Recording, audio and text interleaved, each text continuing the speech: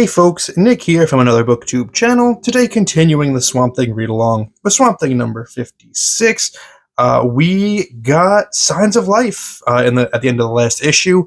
If you're not completely caught up on the series to this point, highly recommend going back and watching the past few episodes that I've put up here, because this is going to be a very different Swamp Thing than maybe you're used to seeing.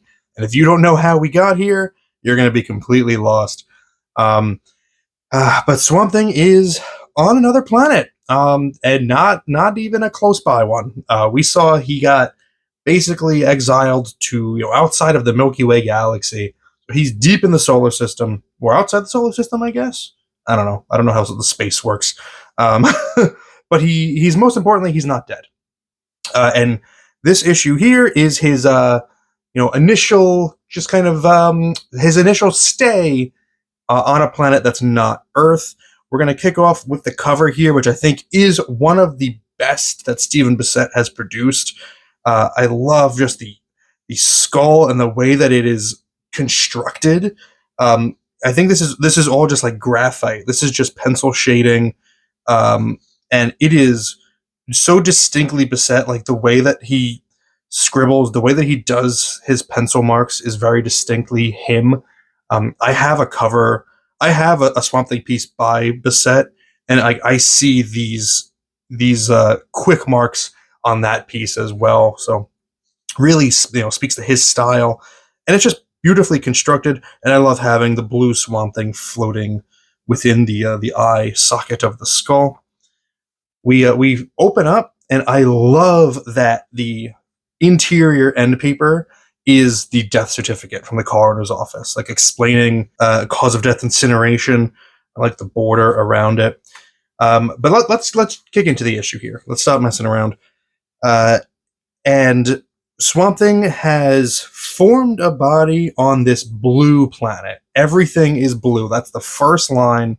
And throughout the issue, Alan Moore will return to blue as a motif. Obviously, it's a visual motif, but even in the words and the thoughts of Swamp Thing, blue keeps coming back in. And you're also, this initial page is also setting the stage of the pacing of the issue. You're going to see this a lot, where you've got 5 tall vertical panels that are all showing the exact same scene, and you're slowly having to read through that scene, using the captions, but nothing's really moving. Sometimes things do move, but the camera's not moving.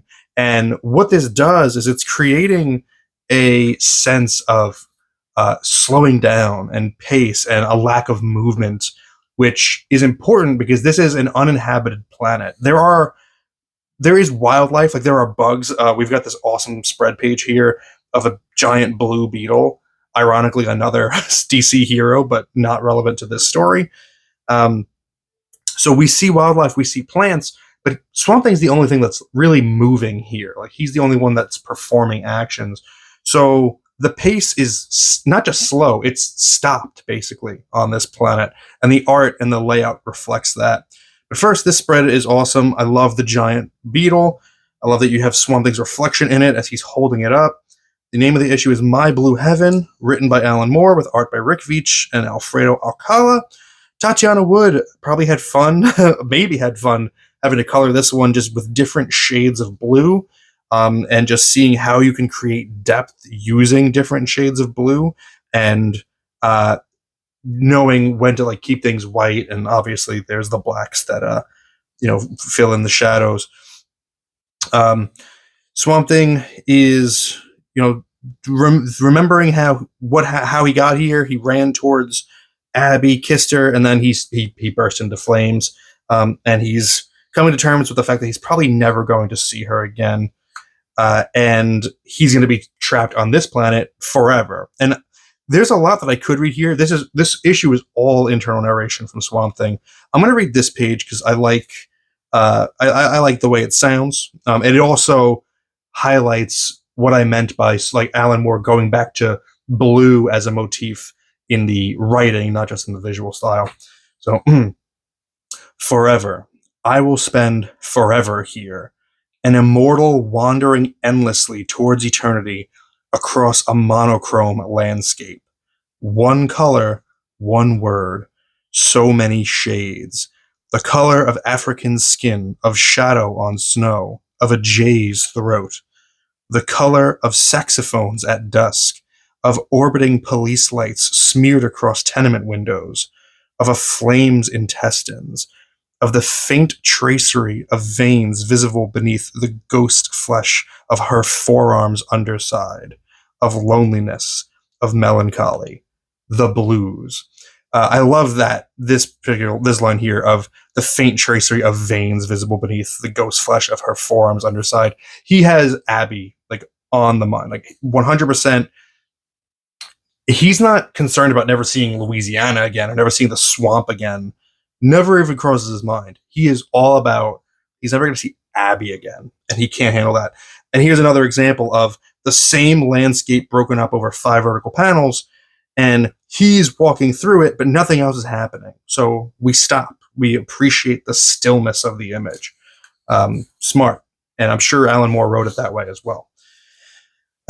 Day 20 on this planet, Swamp Thing's experimenting. He says here he's just trying to experiment to relieve the numbing blue tedium.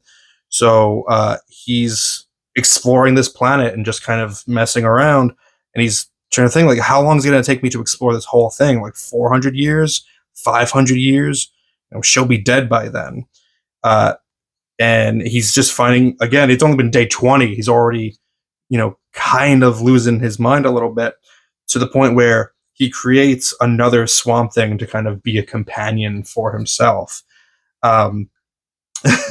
Which you get this really, this is kind of a goofy looking character there, that Swamp Thing face. But they play chess together. They round up animal husks to create pieces. And the first game ends in stalemate. The second game ends in stalemate also. And the third, and the fourth, and the fifth, to the point where Swamp Thing gets frustrated and bored with it pretty quickly, and so he wanders, off, and he just does something else. And again, that still image of him wandering away, grows himself some wings and flies off like a flying squirrel into the wild blue yonder. And I think this is a really good example of Tatiana Wood's colors, and her being such a brilliant colorist, because when you've got a blue world, it isn't really all just blue. Like, you can get away, depending on what's being illuminated and what's not, what's in shadow isn't blue. It's kind of like this purple. And also, the way that sometimes light diffuses through blue, it appears green, so you've got greens and pinks and purples and the blues in here. So she's creating an array with her color palette, even though it is a limited palette. It just speaks to the brilliance of Tatiana Wood. I think she's just wonderful. But having another Swamp Thing present isn't settling his nerves, and this is an example of our guy being really down bad, and instead he grows himself a new Abby. So he's got his wife there with him, even though he's controlling her. He's able to create this illusion that she's there with him.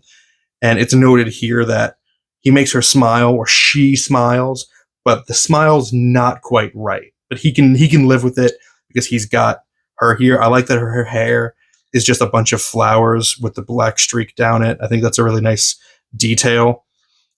Him crying, I don't think that reads great. Kind of just looks like a bird pooped on his eye, which is really unfortunate. Tears are always hard to convey in art like this. And they enjoy, he's, my man's desperate, man's down bad, so they enjoy some time smooching in the hollow of a tree. Again, these large images that are still, that really make you appreciate the fact that time is passing here. There's not a lot going on. On day 21, this really I don't know, this creeped me out a little bit. The first line is, "I wake in her body before my own, and she rises to prepare a breakfast of decayed ray, which I ingest gratefully.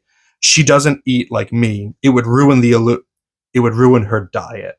So he's creating this illusion for himself, but he's really selling it by oh, she's not eating because she's on a diet.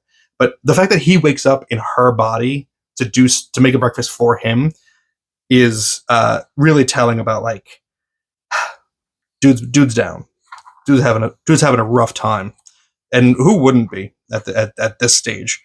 Uh, and then he does something which Abby sort of does in the previous issue at his funeral, at his memorial service. She has this fantasy of like Swamp Thing building a fantasy village or town for her, of like this cardboard town where all of her friends are there, and everything's okay. Swamp Thing does the exact same thing here, where he, using the vegetation and the wildlife of this planet, he makes an entire town for that. He recreates Louisiana for them to walk hand in hand, and he even populates it with other people. We can see their skeletons pop up as he's creating more and more detail.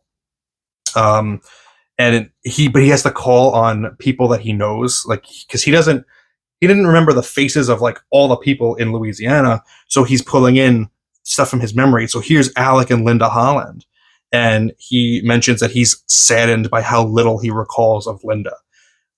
They go to a diner, and I think that's Matt Cable is their waiter who's waiting on them. But he also brings in John Constantine, and with bringing in Constantine's appearance, he also brings in his personality a little bit.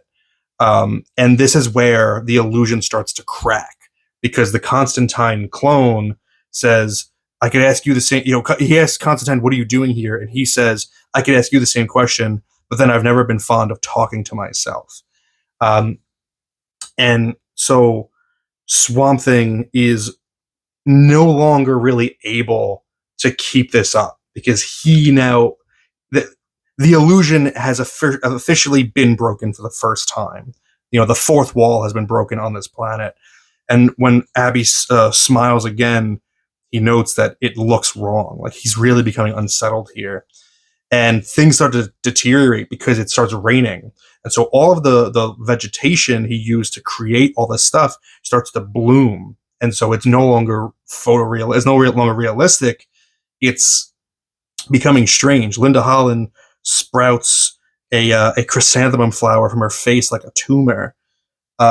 Abby is trying to console Swamp Thing, who's upset, and he screams at her to leave him alone. And she tries to comfort him again to, come lie down with me.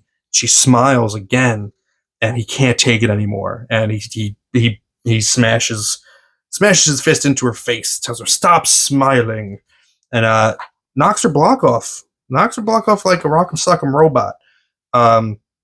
Because it's all undone now. There's no way around it. And we've seen these vertical panels the whole time standing upright, and now we contrast that with it kind of falling into decay, the lines becoming less rigid and wobbly, the panel border much thicker and chunkier and less clean, because the town that he's built is also falling into decay around her. So the comic itself is visually representing what's happening in the story.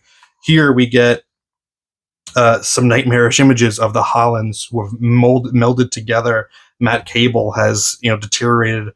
This layout also calls to mind the Beetle from the first page. It's kind of like the same layout of Swamp Thing seeing himself in the town, seeing himself in the Beetle.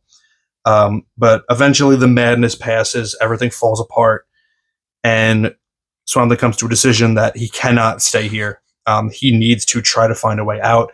He needs to try to take the first step to get back to Earth. So he kisses his fake Abby goodbye, and we get one more of these layouts, the tall panels, as he walks through, leaves his body behind, and decides to make a jump and try to find another planet closer to home that he can habitate and possibly get back to Earth. So yeah, and he leaves behind the Abbey Head. Next up, Mysteries in Space. I love this title font. It calls back to the old 50s and 60s sci-fi comics that I'm sure Alan Moore was very, very familiar with and loved as a kid.